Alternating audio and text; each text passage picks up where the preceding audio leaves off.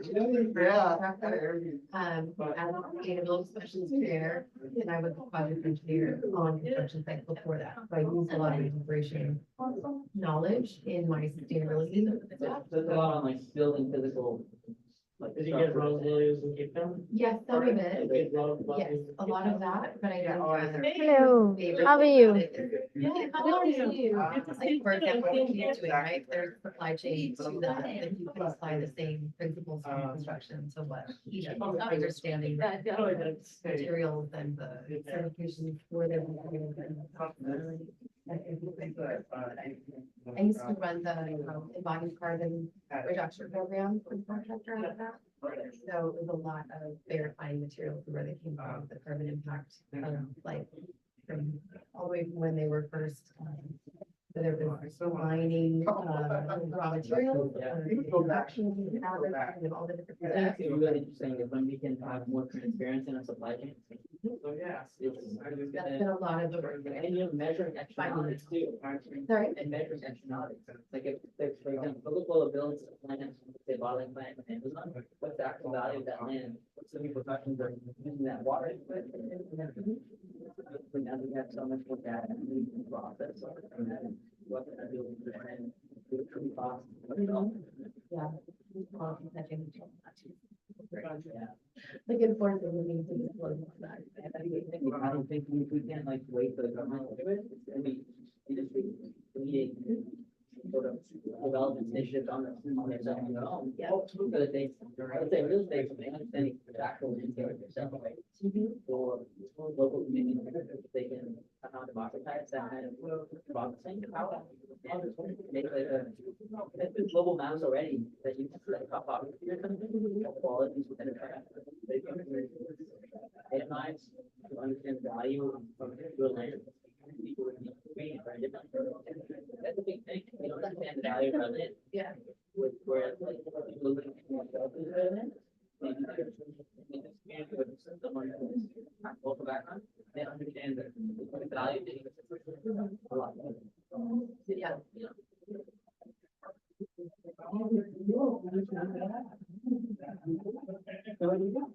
I graduated in 2023.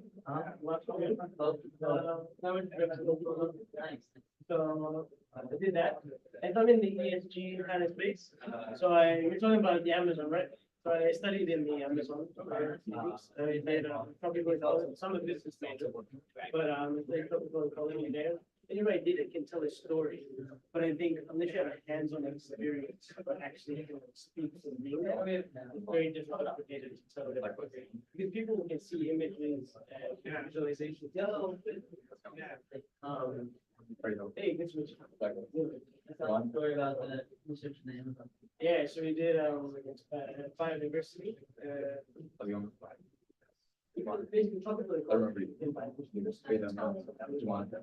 And Giovanni. cool thing, no, so it's like, we made it for Vivian, awesome.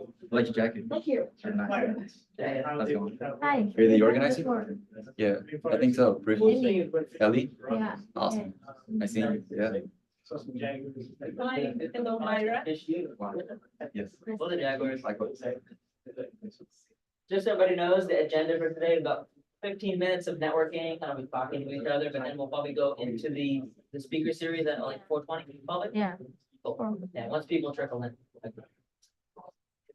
But so you kind of apply what you learned there, or what are you doing now? Yeah, so I'm looking for ESG, did some ESG related roles. I applied for one in Barcelona. I'm in the Bay Area. So if I can. Yeah. I would volunteer in Brazil. I volunteered in Brazil for a few months as well. I did mangrove restoration, conservation there. And so there's hands-on experience. Oh, I Yeah. work Yeah, on people like- company right What I now. love about business is you put the things like science, yeah, they're doing it in a way that's economic and right? another case where Improving the environment. Yeah. state environment. That is just talking about. And then my favorite thing was doing into our. Literally.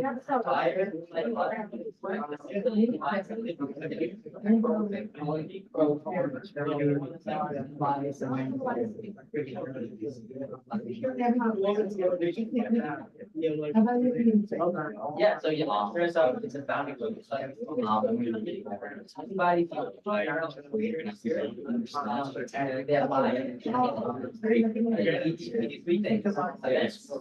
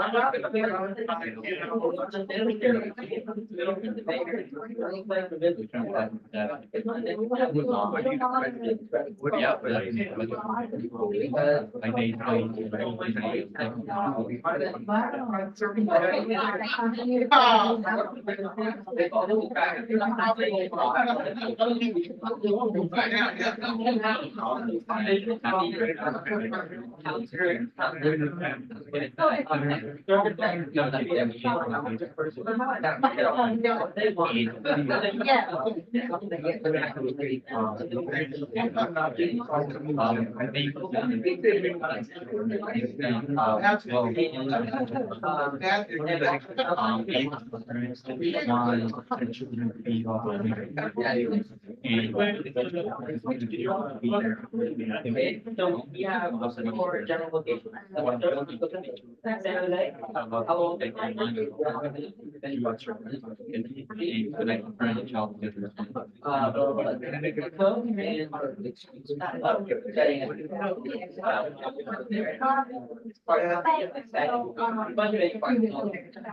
And yeah, we do. So, yeah.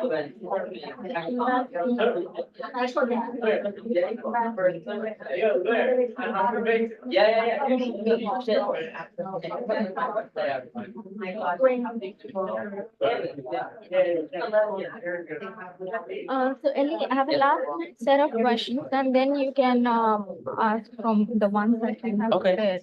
Maybe it might be a lot of questions and we want all of them to answer. So maybe let's just pick the questions right now. Let's see. They're in the email. Could you pull it up really fast? I email? These are the five that I had curated. So I may ask that because we've already discussed about them. And the ones that you mentioned, I request if you can take the lead and ask, Sure. you know? Yeah, that'd be awesome. Yeah. And I just think that I don't know how much time we'll have, so maybe if ask you questions, and if you feel like it's overused, like you already asked it, maybe do three from this one, and I'll do three from mine. So Yeah. we do that. Pick the top three from yours, and I'll pick the top three from mine. Yeah. Does that work? Okay. Yeah. And we can do back and forth. Yeah. So you ask And, one set of questions. I put in that white chair and sit because where I was supposed to sit, others are Gotcha. not really. And I think so we should start by 4:15 so that at least the panel discussion and everything is covered, all the topics are covered. I think we should probably wait for a couple more people to come in. What do you think? Maybe like we can start at 4:20. Coming, we'll lose time in the discussion actually. Okay. So at least we'll get it started. But when people come and they see something is going on. Okay, we can do that. Yeah. Yeah. So that's in like 2 minutes. Yeah.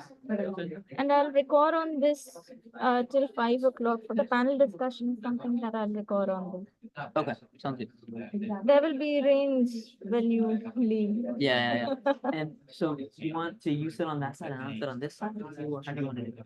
I think we should get our speakers to. Once I am done, I'll put 2 chairs over there. Once I'm done, you also put there. Well, we can have 3 speakers, 1, 2, 3, sit here in the middle section, and then me and you on. So what to make anybody get up because they'll all look so comfortable. Yeah. Well, I can move Giovanni easily, and then that's Okay. one speaker, that's the second speaker, and then the third speaker is right there. So actually, I just moved Giovanni. Or in Giovanni's place, whoever would be moderating or so, asking questions. Or I'm fine with, just pulling a white chair and sitting there. I'm just fine with it. Okay, let's start in like 3 minutes. Okay. Okay, awesome, sounds good.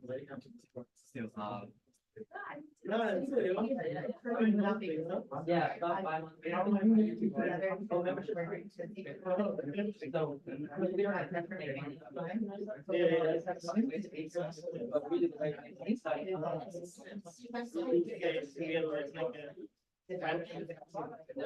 No, I mean, Yeah, that's.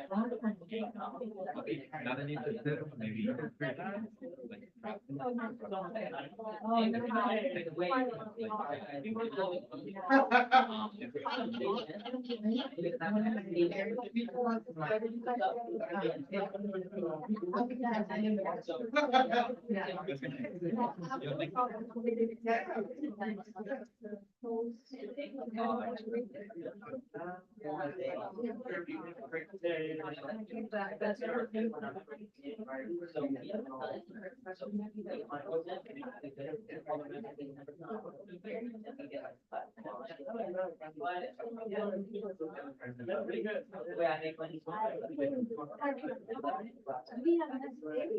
Very nice. Arsha? Yeah.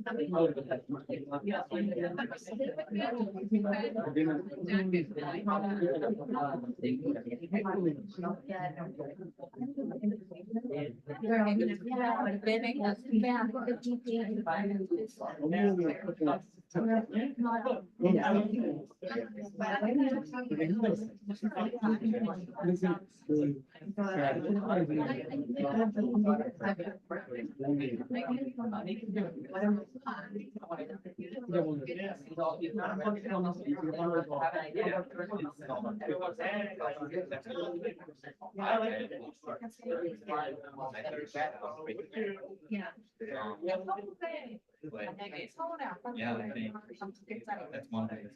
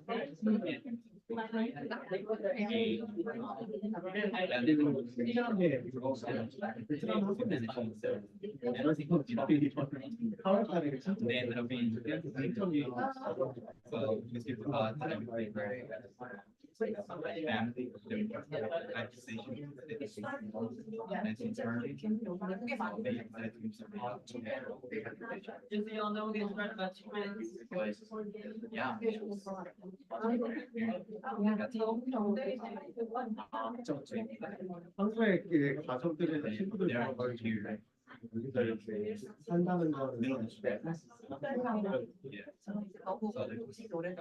그렇죠. 뭐 정말 잘 된다고 그렇게 그 천문에서 뭐 그런 서로 이렇게 경쟁하는 데 정말 이게 좋은 사진을 다른 사람들한테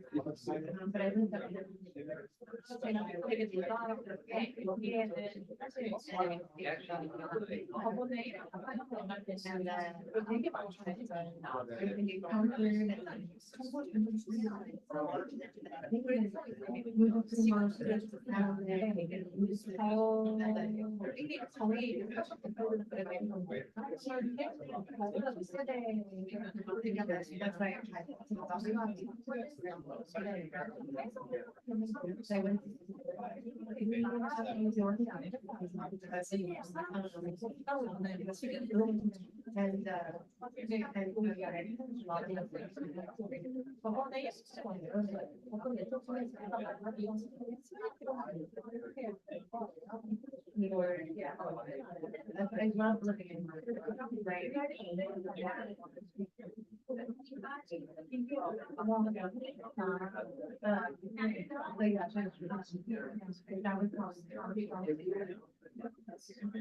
좀 그래요.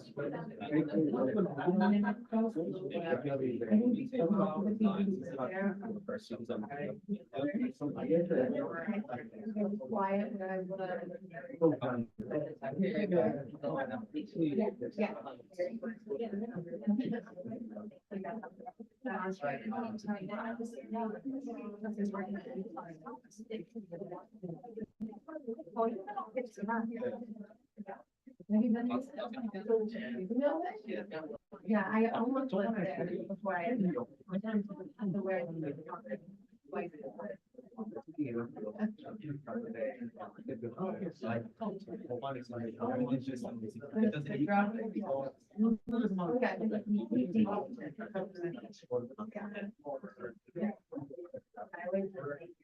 if I ever have an opportunity.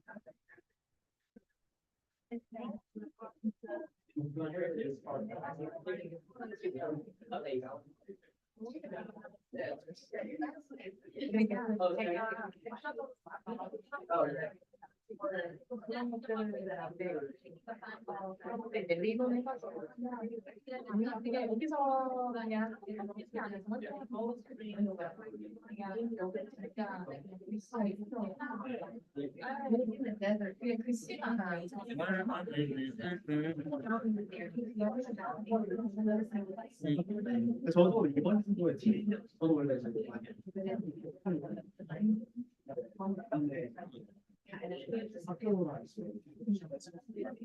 Yeah. Yeah, no. So that's why. Yeah. Various.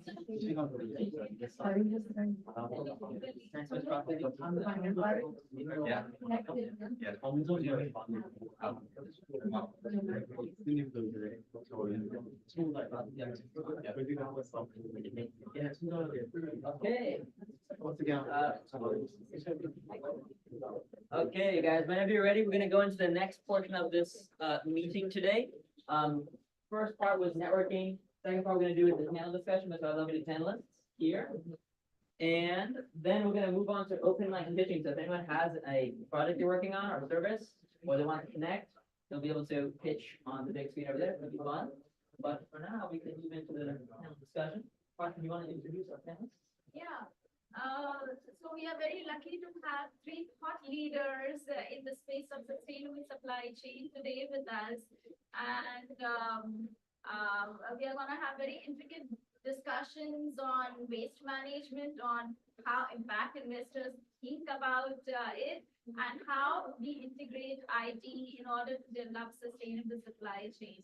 I would request the panel, Sarah, Nitesh, and Alison to share something about themselves, and then we follow up with the questionnaire. Hello, everyone.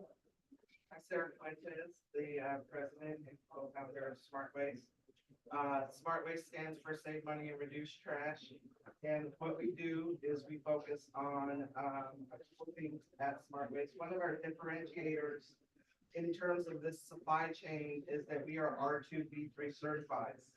And what we do is we verify downstream materials, which focus in specialized materials such as universal waste and electronic materials. We do this also in an aspect of compliance with municipalities and the commercial sector. In the intersection as well as waste technologies and zero waste facilitation. So if you want to talk trash, I'm here. I think we've been talking about. Yeah.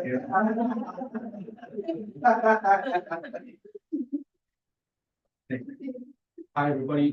My name is Nitesh Gulab. I'm the CEO and founder of a consultancy called Keyboard Ventures. We are a boutique consultancy and we work with clients on 2 or 3 different key areas. The one key area is looking specifically at developing ESG strategy. So we help clients is developing that high level ESG goals.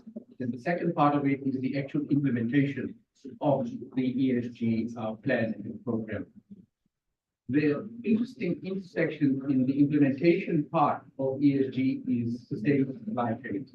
And this is where I think there is, I would say, an evolution, but also a revolution that is actually really taking place in our supply chains, because it's dealing with understanding the environmental risks, the economic risks, the financial aspects, but more importantly, how IT is actually playing more of an enabling environment and connecting the different parts of the value chain in the organization.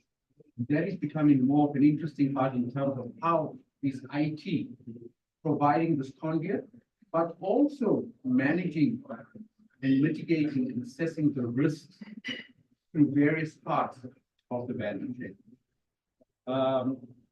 What else can I say? So I've been in the Bay Area for 13 years. I'm originally from South Africa, and it's good to see that I'm sitting in the Cape Town lounge. I'm now, which is awesome. Meant to be. I'm sure somebody planned it. Yeah, I don't know.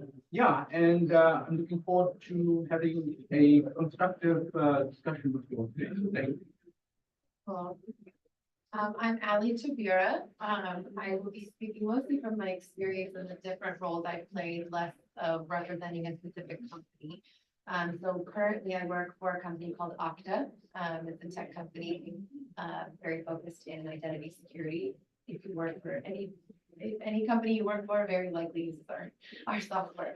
But so I'm a sustainability project manager for them. So as we open up new offices, we're a global company. I'm currently working on offices in India, London, and Ireland currently, but we're all over the world. And so every time we open up a new office, we have a public commitment for being LEED Silver certified or WELL Silver certified. And so that's a lot of what I do. Also working on our waste programs and reducing waste as a company all over the world. And before that, I worked for a construction contractor, a general contractor company, and I started there as a senior project engineer, so managing scopes on construction sites. And then was fortunate enough to temporarily lateral over to the sustainability department, and then I argued for them to keep me there forever. So we got a position in the sustainability department, so I was a sustainability specialist for them. So a lot of what I did was reducing embodied carbon for our projects. So looking at the actual materials we were procuring and working with the third-party certifications that those materials had applied to them to make sure that we were calculating the carbon footprint, how to reduce that, how to work with suppliers to get them engaged, them to engage with manufacturers, to convince them. A lot of bottom-up influence, which I think is really important. I know you and I were speaking about this earlier, that you can't just wait for the people at the top to do everything. So I called it a going rogue. So instead of just asking other people to do things for me or waiting for permission to do it, while I was at that company, we had a goal to basically calculate the embodied carbon footprint of our projects and reduce it only if the client we were working for asked for it. Then I started identifying opportunities to do that kind of under the radar. And so I just started calculating it no matter what project we were doing. And then was able to go to leadership and say, hey, look, I'm already calculating it. I already figured out how we could reduce this. It doesn't cost us any money. Can we just do this all over the place? Like, well, you're already doing it. So sure, why not? So I'm a big fan of going rogue. If you can find anywhere you can do that in your companies that you work for, you don't have to wait for people up top to do it. And I think that applies no matter where you work. So I'm a big advocate for that. Yeah, before that, I was in the military for about 10 years. So I have a very unorthodox way of ending up in sustainability. But I love the kind of now cliche term of every job is a sustainability job. But I think it's cliche because it's true. So that's a lot of I lived in the Bay for 6 years. My whole life was up here before I moved a couple years ago further south. So yeah, happy to be back up here and any chance I can get. Like that. Amazing. It Thank you guys for introducing yourselves. I think maybe we introduce ourselves and what the purpose of this meeting is, because largely we're trying to bring a lot of impact entrepreneurs, impact investors, people who care about sustainability as part of their mission. And so part of this is we want to get great stories and feedback from you guys about the state of sustainability in the industry, as well as the future of it. So hopefully the goal is to give these people maybe something actionable insights that they are excited to work in this industry, because it is an exciting industry. There's lots happening, especially with new AI tools and whatever, data in general. So, I mean, you want to introduce yourself really quick and then we'll. Yeah, my name is Harsha. I'm leading international Institute for CSR and sustainable development.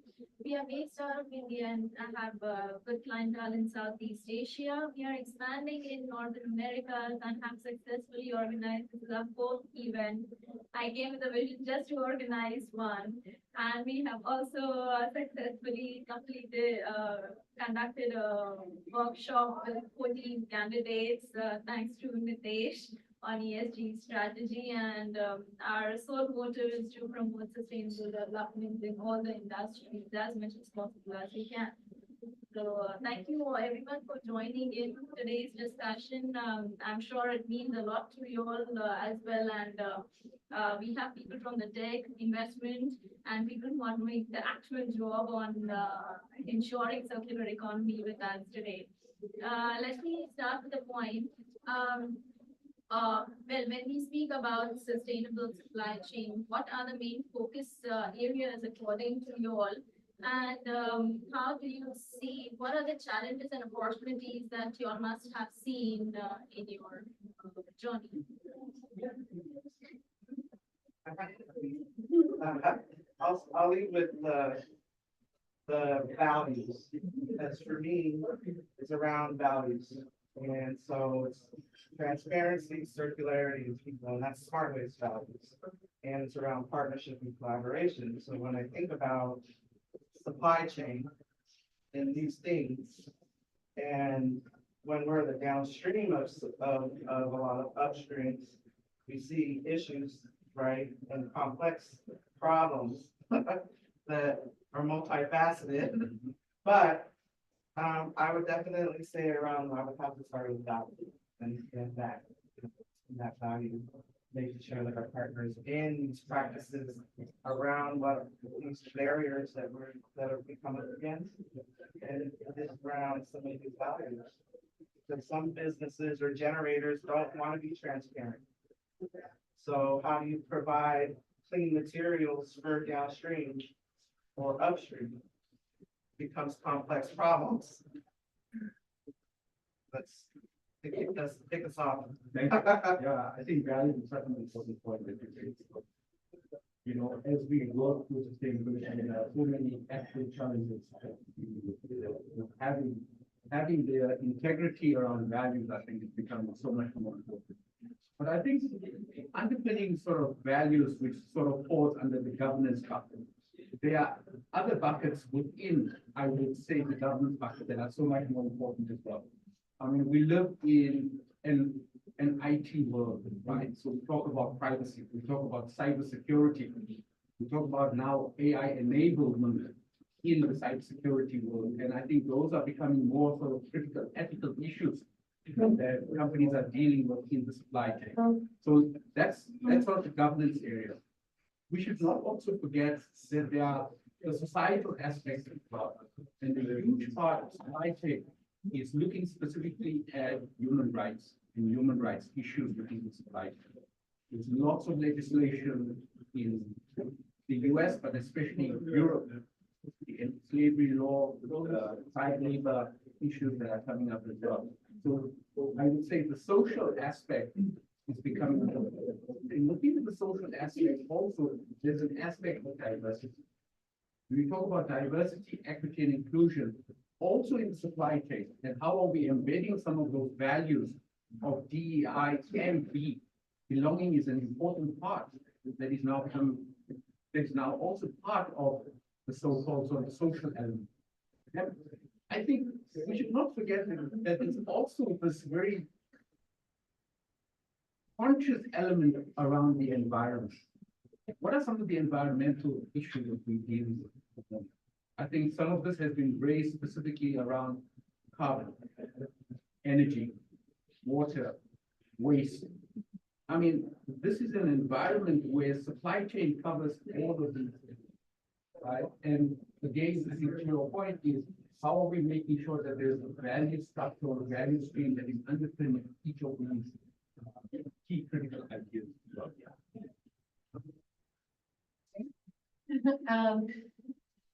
Yeah, I think in a lot of what I've done, it's touched on a lot of what you were talking about, water resources, and carbon, DEI, because it's becoming so much bigger in anything, any industry that you're in.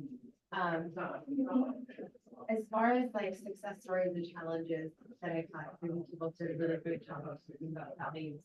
I touched on this a little bit in the beginning of influencing from the bottom up. So in the construction world that I was in, there are these third-party certifications called environmental product declarations. So any like construction material can get third-party certified to follow a certain set of rules to declare, okay, I used X amount of carbon from the point of extraction of raw materials all the way down to this showing up to your doorstep. The manufacturing process, fabrication process, all of that. It's very transparent. There's very clear rules you have to keep to in order to calculate those things. And then you get a third party certified and you can basically stamp your product with, here's our carbon footprint for every unit, whatever the unit is of this material.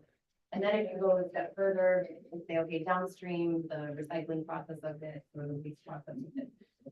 So what I would do is look for that for any material we were going to use. And I would use software, which I think was really great. It's this wonderful software called Embodied Carbon Construction Calculator. And the company I worked for was a pilot partner for this software. So what the software did is it took registered materials, registered EPDs, environmental product declarations, and had this whole database of all the different materials that have them. So I could choose, okay, I want this scope of work. So I want steel framing and I want it from the US and I want it from California. So it's local. Okay, here's the list of all the manufacturers and the products that they provide and what the carbon footprint of each unit of material that is. So it made it very, very easy for me to make comparisons. So what I did was work with the bidders or the estimators of our company who are reaching out to suppliers and saying, okay, when you're bidding this job, when you're saying, okay, we need X amount of tons of steel, and you have 4 people bidding for that job, put in there, what would it cost to be used as sustainable material? Just ask the question. Like, we don't need to direct them to use it necessarily. Of course, like going low bid is important for a lot of suppliers. They want to do the work at the best price for you. And so there's all this politics to it and money to it. So we just started by asking the question, okay, for this amount of work, what if you used this material instead? What would be the cost difference? And you have 3 different suppliers. One would say, yeah, we could do that for you, but it's going to be $20,000 more. Then you might have a supplier that says, oh, I can't even procure that. I don't have a relationship with that manufacturer. Then you have a supplier that says, yeah, not only can I procure that, but I can do it at no cost. Who becomes more competitive between the 3? It's the person who can not only procure it, but can also not do it for an arm and a leg. The beautiful part about asking it up front is now everyone's being competitive. They want the business, they want to supply, so they're more likely, there's higher incentive for them to do it at a cost and be as sustainable as possible, because not only have you shown that the value of yours, you're asking questions, but they want your business, so they're going to come in and do what they can to be the best person for your job. The more we ask the question, the more they get used to hearing the question. Now there's pressure for the one that didn't get the job to now get a relationship with that manufacturer or provider, or to be able to do it at a lower cost, because now they're losing jobs because they're not able to provide what we're asking for. I think the same thing goes for large manufacturers or large suppliers, right? If the people who are depending on their materials or depending on whatever they're supplying are constantly asking this question, the more people are asking the question, the more we're aware that this is something important for us. This is something that's important to us. And then that's sort of that bottom up influence. I think we talked a lot before this about Walmart, for example, right? Walmart has huge buying power for anybody who's going to have a product in the city, right? That's so much influence. If you have this person who wants to put something on the shelf and this person who wants to sell on the shelf, and they ask the question, show me your sustainability report of the impact of your product. If they were to ask that for every single thing that went on their shelf, all those people trying to put things on their shelves start getting competition. I need to make a sustainability report. I need to be transparent. I should be calculating these things. I should be looking at my water usage. I should be looking at my waste. And I'm speaking for a very long time, so passionate about this, but I think it's a lot. Identifying your boundaries, being very transparent about what they are, and recognizing where your buying power is, where your influence is huge, whether it's up or down. I think you raise an important point. Sorry. I think you raise an important point, because when you are doing it at a bottom up approach, it's making sure that you also providing a level of sustainability to companies that might not necessarily think about products that are sustainable. So at your next cycle of your supplier assessment, they will already have some products, but maybe not only that product, but maybe other products that may be sustainable as well. So it's a multiplier impact. Yeah, so it's a good point, yeah. I have a question on top of that. Are there, like, is this something you have to do manually as someone who's, trying to procure materials or make a company or corporation or organization more sustainable? Is this a manual thing you have to do, kind of bootstrapping, or are there resources or platforms that you leverage to find like a marketplace of those kind of pre-certified product. There are a few tech, opportunity, there's a few, software platforms that are out there. I think Mindful Materials is one of them. And this is for like startups. you know, I will say- or- My experience is a lot more in construction. I would say for people that start, I mean, anybody can access, a lot of this stuff is very open source. What I did want to say about something like an embodied carbon in construction calculator, that should not stop at construction. I think that should be embodied carbon in tech calculator. There should be an embodied carbon in, I would embodied carbon, whatever, anything where you have to consume something to create what you're doing. I think there's an opportunity there for tech that can solve that problem. Like if I'm going to create anything and it has pieces to it, where is there that data where I can go into a database and say, okay, I need somebody throw out a tech component. A wire, right? So I need to buy wires, but there's thousands of people providing wires, and I have no idea the sustainability impact of that wire, or a coil, it would probably be like a coil of wire, right? Where is the database that tells me who has a transparent, third-party certified calculation of the sustainability impact of that coil of wire? And also why, as the person buying it, there's a couple pieces to that. One, asking the question of, hey, can you be transparent about your practices as a company and how you created this material? But also, I think there needs to be some pressure to have a standardized way of calculating that for tech materials. In construction, there's very clear standards for how you need to calculate that for those materials. I think if that were paralleled over as part of policy or as part of whatever, somebody who comes up with it, able to do that for things like tech, it would boom. That would just make it so much easier for people to be sustainable in what they're doing. Because I think what's lacking is the information to begin with.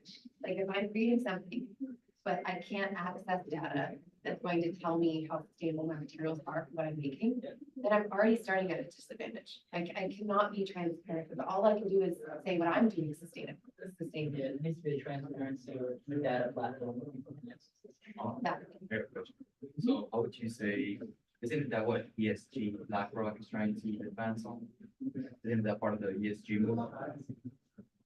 Trying to make sure every company is using the right, is eliminating waste and making sure the processes are more cleaner. Yeah. So ESG. yeah, that is the goal. Yeah. Maybe I can add to it. So since you're working in circular economy, what are the case studies that you have seen which are successful and the companies have successfully integrated ESG so that they are functioning and also and since you are an impact investor, so what are you looking at when you are investing in impact ventures? And there are many people from the tech background over here. If you're integrating any technology, I know it's a lot of questions. I'm just putting it all together for your thoughts, so you all can think through and answer one by one or what are your thoughts? I think I want to start really quick, a little bit more about what you're asking. Well, if ESG is talking about those types of, that type of information, right? I think ESG is not a requirement. There's so many companies.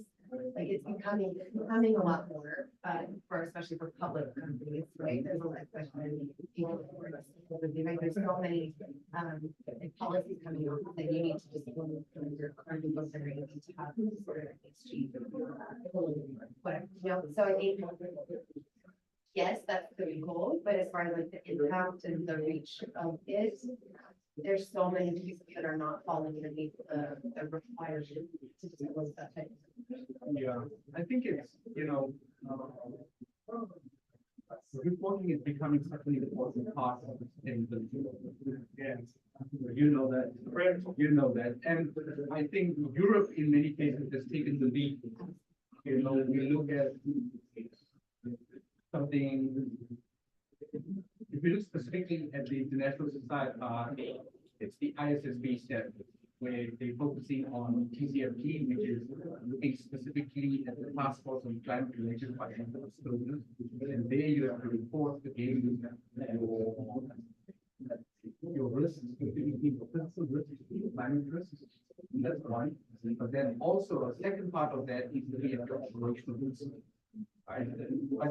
In the US now, the SEC as of last week has put down some very clear guidelines.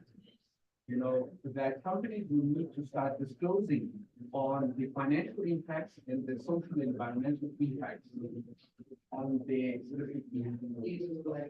so sustainability is here to stay, and the disclosure around sustainability is important.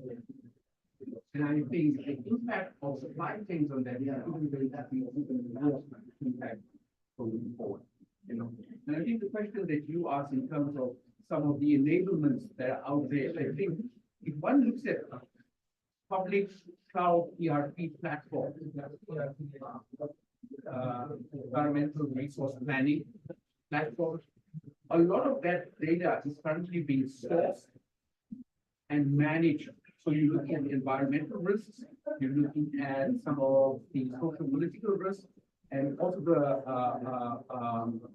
supply chain risk can be managed through a platform like that. And so that's a tool that's started to small business can use diversity for. And are they, have you seen? Especially public cloud, you know. They're using it for just sustainability goals as part of the business model to be more. Correct. Correct. I also think, I gotta interject here too, in terms of business models and business and manufacturing and supply chain is this compliance factor. And when you're doing exchange of business and when you're in sustainability, you have standards, which is the ISO standard, ISO 14001. And these are definitely standards that businesses want to do business with. So this is where, you know, reporting comes in, and this is a standard, a well-known standard, and something that where I think about having something in a baseline, something to kind of just standardize something, because we all have these conversations around actions, but we gotta start like, what's the standard? So when we're talking about currently, right now, there is this ISO 14001 standard for manufacturing of materials. If you want to do business, it's probably a good way to start sourcing based on where you're at right now. And also downstream, if they're not ISO certified, if they're handling your downstream, do an evaluation and start there. I mean, because if we want to talk about a lot of things, but let's talk about current. Because for me, it's really, really important for us to stay present as well with the conversation of supply chain. Because supply chain changes. We think one thing and then something else happens.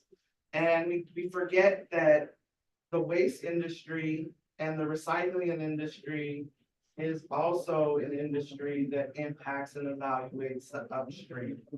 Right, so it's like how they're interconnected as well, right, on supply chain. I got a question. I got a question for you. Were you guys taught the NFTs? Were you guys familiar with NFTs and how would that play a role in like reduces and things like that? Because I know NFTs are key in supply chain. A lot of people are investing in NFTs because of supply chain, the ability to originate or stamp something with its own NFT with blockchain. Do you guys see anything like that playing out, or? Every time someone starts talking about NFTs, it makes me feel really close to me. I feel like it's a newer sort of thing that's become a buzz. So I will be transparent with you that I'm still trying to figure out what the heck It's confusing, because they launched the whole art thing. It's not really art, it's the technology behind it. But that was just to hype it up. I mean, there are a few companies in Europe that are using what did you say? NFT, but you said blockchain. Blockchain. So, for example, Renault, in Europe, all its products is supplied through a blockchain process. So there's a level of transparency in state rights. So there are other auto companies that are following that process as well. So I see I see that also starting to happen probably in the agricultural sector, for example. You know, they are trying to find transparency in the food chain, in the food value chain, in terms of how is it moving from the seed to sitting on the wall of Walmart, for example. Right, right, and there's just so many steps, there's just so many value chains that you need to, that you go through. And I think some of these blockchain transparency areas are starting to help with that. I mean, commoditizing materials was one of the things that you were talking about, like, sure, I mean, you commoditize almost anything, right? Like, that's where, when I think about material, I think about any type of material in the waste industry, so if we could turn it into a commodity, definitely it could be considered anything profitable. Making waste into a tradable commodity. Yeah, Yeah, for 'cause I sure. think some countries buy waste, I think like Norway or something buys some of Indonesia's waste, burn it or something. There's, By our recycling, no, our whole recycling platform. it's, Some other stuff, yeah. yes. That's the interesting thing, is I think when there's more transparency on the, supply chain side, every moving part, there's gonna be a lot of businesses that come out of it. And A and I can tell us a little bit insights into the huge patterns that are moving. I had a question specifically for Ted, if I'm pronouncing your name correctly. But what are some of, as a venture capitalist, what are some of the, like,